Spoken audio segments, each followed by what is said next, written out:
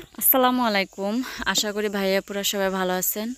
আলহামদুলিল্লাহ আমরাও সবাই ভালো আছি।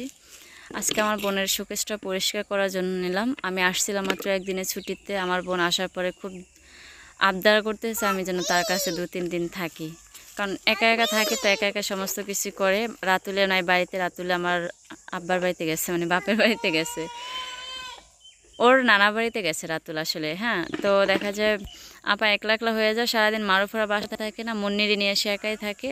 তো বলতেছে তুই একটু থাক, তোর তার বাড়িতে কোনো ঝামেলা নেই। তো ভাবলাম হ্যাঁ সত্য কথাই তো বলছে, মাও বাড়িতে নেই, মাও গেছে আপাগো বাড়িতে, সে 1 সপ্তাহ হয়ে গেছে এখন পর্যন্ত আসে না। তো আমিও 2 দিন থাকি, মার সাথে যোগাযোগ আছে, যে কোনো সময় আসলে আমি যাইতে পারবো, এখান থেকে 1 ঘন্টা সময় লাগে যাইতে। তো সকালবেলা ঘুম থেকে উঠে সজীব রাতুল ওরা তো চলে গেছে। তো ভাবলাম যে আমরা একটু কাজ করি। আপা বাইরের কাজ করতে করতে শোকেসটা পরিষ্কার করার সময়ই পায় না। আসলে প্রত্যেকটা মানুষের এরকমের যে একজন মানুষ যে ঘরে আছে, সেই ঘরের কাজ বাইরের কাজ 2 বেলা রান্না করা, গরু ছাগল হাঁস মুরগি সামলানো, সব কিছু মিলে আসলে অনেক কষ্টের হয়ে যায়। আমি তো সারা বাড়িতে একজন মানুষ একটা ছেলে নিয়ে সামলাইতে পারি না, খুব চিল্লাচিল্লি লাগে, মার ধর, এটা সেটা নানান কিছু হয়। এক পর ছেলের ভাত রান্না করি, এক পর তরকারি রান্না করি, তারপরও দিশা পায় না। আমার আপার সংসারটা দেখলে তো বুঝতে পারছেন আপনারা যে কত পরিমাণে কাজ। সে তো একা মানুষ, সব কিছু এক হাতে সামলায়, বলার মতো কোনো কিছুই নাই। তারপরে বলি আলহামদুলিল্লাহ আমার বোনটা সুস্থ আছে দেখে এত কিছু করতে পারে।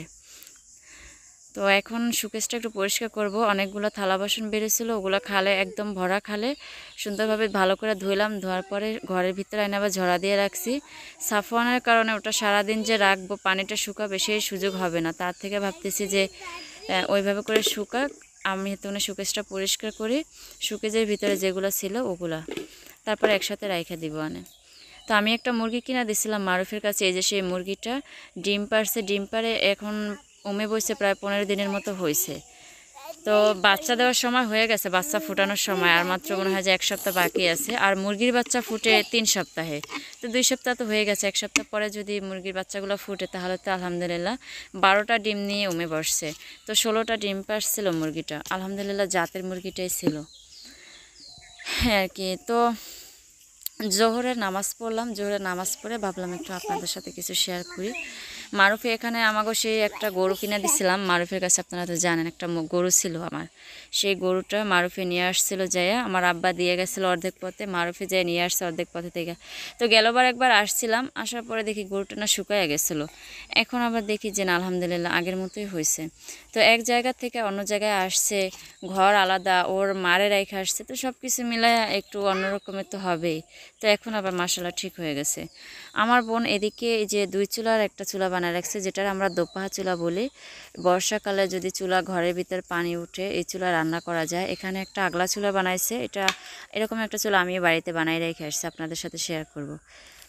হ্যাঁ, এত কিছু করার পরে ঘর গোছানোর সময় পায় না, এই জন্যই ভাবতেছি যে 2 দিন থেকে আপার একটু হাতে হাতে কাজ করে দিয়ে যায়, তাহলে তার কোনো ক্ষতি নেই, আপার একটু উপকার হবে। আর এই যে গরু 2টা দেখতেছেন, একটা গরু আমার আপার নিজের, আর একটা গরু হচ্ছে গিয়ে হ্যাঁ ভাসুরের।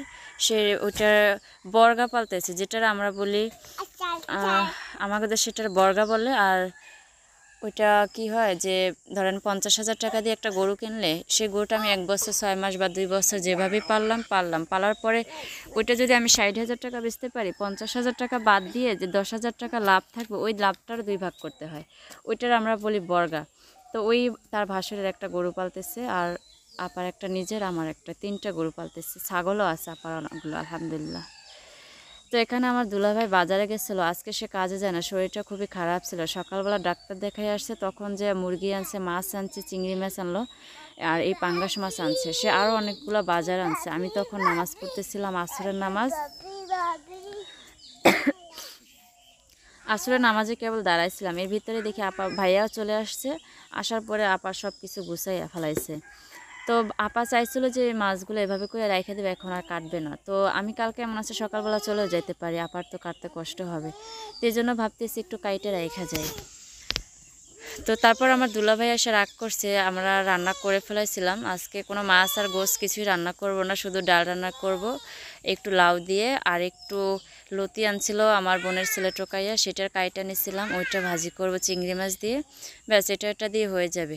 তো কিছুক্ষণ পরে ভাইয়া বাজার নিয়ে এসে খুব চিলাচিলি করতে আসছে, শারমিনীকে আমাদের বাড়িতে এসে বসে থাকে, ওর জন্য পাঙ্গাস মাছ আনছি, চিংড়ি মাছ আনছি, মুরগি আনছি, এগুলো রান্না করো।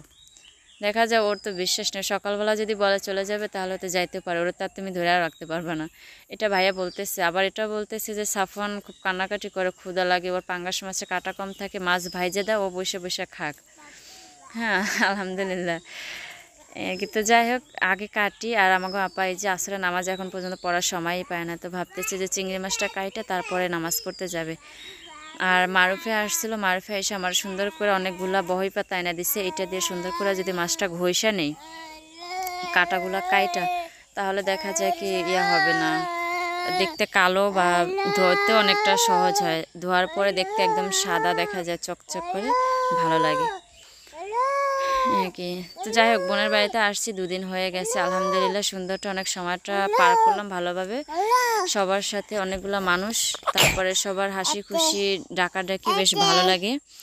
সাফওয়ান হচ্ছে এই টাইমটা খুব দুষ্টামি করতেছে, একা একাই খেলতে আসছে আর এত কথা বলতেছে, কাকারা ডাকে, কাকিরে ডাকে, ভাবিরে ডাকে, শুধু একা একা এগুলাই ডাকতেছে। হ্যাঁ, ওর কাছে কেউই নেই, শুধু আমি কথা বলতেছি আপনাদের সাথে আর ও দুষ্টামি করতেছে।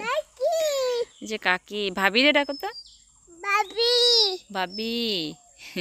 মুন্নিরে ডাকছিলা, মুন্নিরে ডাক দাও তো, মুন্নি।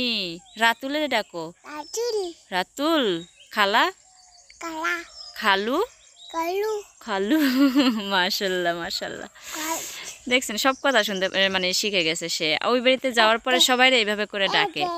তো আমি না সারাদিন রোজা রাখি, তারপরে দেখা যায় মানুষ আসে, কেউ না কেউ চলে আসে, খুব মানে একটা লজ্জা লাগে কথা বলতে এভাবে করে। তো যার কারণে একা একা বসে বসে তারপরে আপনাদের সাথে কথা বলি। তো আমি মাছগুলো সুন্দরভাবে সাইজগুলো কাটতেছি, মারুফের দেখাইতেছি, মারুফ এভাবে কি কাটবো, তো বলতেছে তুমি কি বাড়িতে কাটো না, ওইভাবে করে কাটো। আমি ভাবলাম যে না, হ্যাঁ এভাবে করেই কাটি। তো বাজারে যে মাছগুলো উঠছে সেগুলোই আনছে ভাইয়া, আনার পরে বলতেছে যে ভাই আজকে এই মাছগুলোই উঠছে, ছোটো ছোটো মাছ, তো 1 কেজির একটু বেশি আছে, নিয়ে আসছে। ও মারুফারা আবার খালে মাছ ধরে, এই জন্য আর কি ফ্রিজে জায়গা কম থাকে, এই জন্য ভাইয়া আর কি অল্প করে নিয়ে আসে। তো আমরা তো দেখা যায় মানুষ থাকে না বাড়িতে, এই জন্য বেশি করে আনি। আর ভাইয়া তো বাড়িতে থাকে সবসময়, মারুফারা বাড়িতে থাকে বা কামারখালি বাজার আসা যাওয়া করে, সবসময় যেটা পায় সামনে ওইটাই নিয়ে আসে। হ্যাঁ, এই জন্য আর তাগো অভাব হয় না, ভালো আলহামদুলিল্লাহ। তো এখানে দুপুরে ভাত রান্না করছিল, সে ভাতের থেকে কিছু আছে, লাউ দিয়ে আমরা ডাল রান্না করছি, এই যে মসুর ডাল দিয়ে, আর হচ্ছে গিয়ে অল্প করে একটু চিংড়ি মাছ ভাজে ভুনা করছি। আমি তো চুরি করে রাইখা দিছি অনেকগুলো ফ্রিজে, আপারে দেখায়নি, আপা যেগুলো রাখছিল আমি সেখান থেকে আবার অল্প করে কিছু রাইখা দিছি। হ্যাঁ, তো ডাল রান্না করে রাতের জন্য, সন্ধ্যা রাতের জন্য একটু বাইরে রাইখা দিছি, বাকিটা আবার জাল দিয়ে রাখছি ভোর রাতের জন্য। এখানে ভাত রান্না করে এইভাবে করে রাইখা দিছি, তো দেশি চালের ভাত, এই জন্য কিন্তু একটু মাঝে মাঝে 2-1টা ভাত কালো কালো আছে। এখানে একটু টমেটো দিয়ে পাঙ্গাস মাছ অল্প করে মাত্র 5-6 টুকরা মাছ ভুনা করছি, আর একটু লতি ভাজছি চিংড়ি মাছ দিয়ে, একটা আলু দিছিলাম সাথে। হ্যাঁ, আজকে অনেকটা আইটেম। আর শুরুতেই তো দেখলেন সেই শসা, টমেটো, কাঁচামরিচ, ধনেপাতা, পেঁয়াজ, এগুলো সব আমি কাইটা সালাদ করার জন্য রাইখা দিছি। এখানে বুট আলু দিয়ে ভাজে রাইখা দিছি।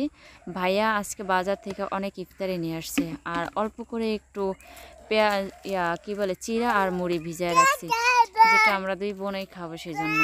এখানে ভাইয়া বুরিন্দা আনছে, তরমুজ আনছে, আঙ্গুর ফল আনছে, খেজুর আনছিল, সেগুলো অনেকগুলো নিয়ে আসছে ভাইয়া ইফতার সহ, আমাদের রাতের রান্নাবান্না সহ। যে আমার শালি আসছে, শালির জন্য দুলাভাই বাজার করে, জানেন তো আর কম করতে পারে না কি। তো আপা মিষ্টি আলু সিদ্ধ করছিল দুপুরে, ওই সাফওয়ান মনিরা ওরা খাইছিল, তো সেখান থেকে অনেকটা রয়ে গেছে, যে 3 পিস আলু রয়ে গেছে আর কি। যাই হোক, আসার পরে সবাই আদর আপ্যায়ন করে, খুব ভালো লাগে, সবাই অনেক মিশুক, আমরা এভাবেই মিলেমিশে থাকি সব সময়, শুরুর থেকেই। আজকে আমরা নতুন তা না, সবসময় এভাবে থাকি আলহামদুলিল্লাহ। মারুফি গরু বানতে গেছে, আসার সময় আন্টির জন্য অনেকগুলো আগড়া নিয়ে আসছে, তো আমিও আবার খুব তাড়াতাড়ি করে, একদম অনেক দিন পরে দেখছি তো খুবই মন চাইলো বাঁচতে, এগুলো খাওয়ার থেকে বাঁচতে বেশি ভালো লাগে।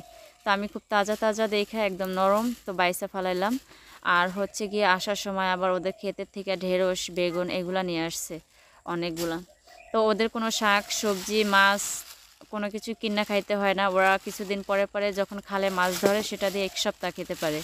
বাড়িতে যখন আসে বেচতে, তখন সামুদ্রিক মাছগুলো নিয়ে আসে খায়। হ্যাঁ, ওদের ঘরে আসলে কি খাওয়ানোর অভাব হয় না আল্লাহর রহমতে। এগুলো দিয়ে এত দুষ্টামি করতে নেই বাবা। আর এই যে গাছের সবজি একদম টাটকা, কাঁচামরিচ কিছু, ঢেঁড়স, তারপরে বেগুন আর কি। তো আমি এগুলো সব নিজের হাতে গুছায় গাছায় রাখতেছি, আবার কাজকামগুলো কইরা দেই। তো আজকে আমার দুলাভাই বাজার করলো শালির জন্য, সেগুলো আপনাদের সাথে শেয়ার করলাম। ভালো লাগলে অবশ্যই লাইক কমেন্ট করবেন, যদি ভুল করি তাহলে অবশ্যই সবাই ক্ষমা করবেন। আসসালামু আলাইকুম ওয়া রাহমাতুল্লাহ ওয়া বারাকাতুহু।